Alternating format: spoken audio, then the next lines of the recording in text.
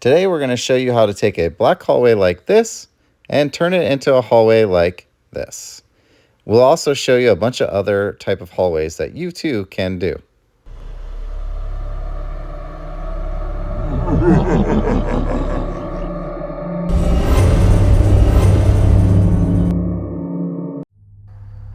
I wanted to start with a photo from last year of our layout from up above and show you here and here are two larger rooms, and then here in the middle is what I call a transition hallway from one room to the next. And in transition hallways, you can do a lot of things to make them better than just a black hallway that's pretty boring. I like to theme them and give them their own designs, and a lot of times I like the theme to be similar to what you're about to go into to kind of build anticipation and make it a better experience. This is a hallway from one of our first years, and in the beginning you don't have a lot of options and a lot of stuff yet. So I took a hallway that was just black and I took some fluorescent construction paper and added it to the walls, and then had a black light which made them glow and kind of gave it a cool effect.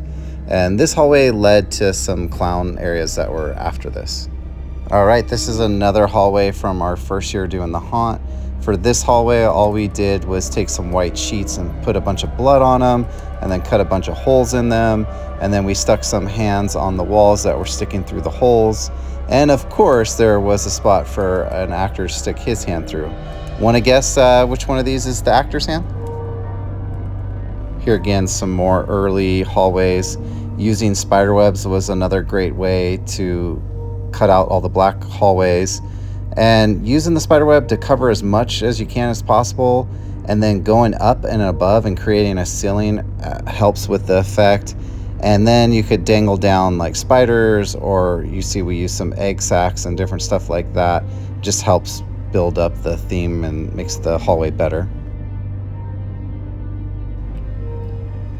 Using pallets and taking them apart and then using those on walls is another good way to decorate your hallways.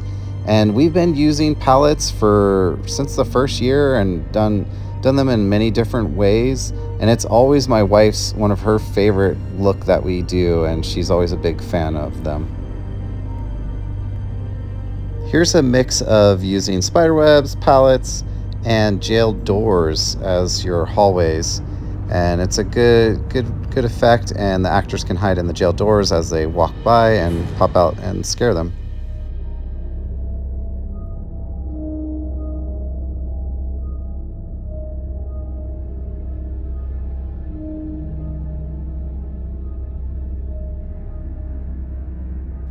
I'm a big fan of skulls, so of course having some hallways that are covered in skulls, can't go wrong with that. And again, these ones are really neat because they're white and then they react to a black light that makes them really glow and stand out.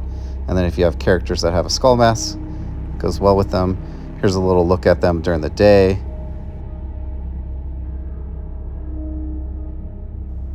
Here's another skull hallway using skull scene setters on the walls, and then some skulls hanging down with some mirrors on the side of the walls too.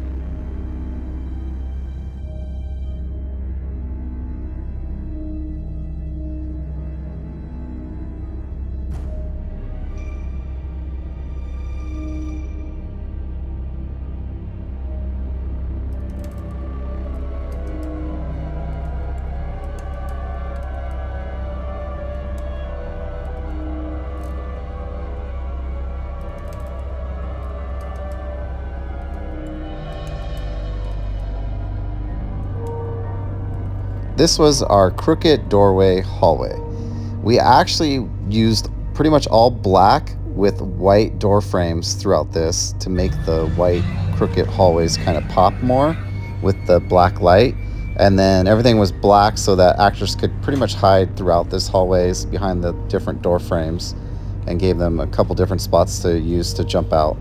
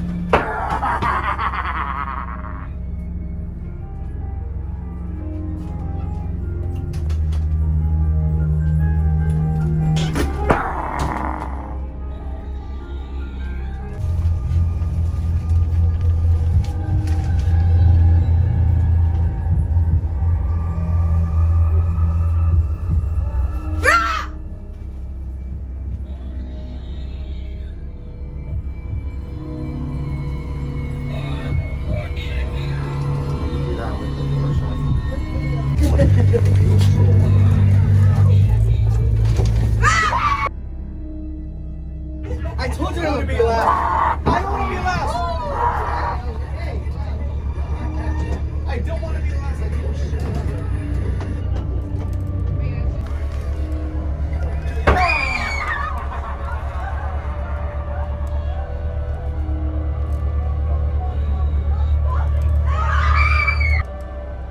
The last one we're going to look at is a cross between a small room and a hallway.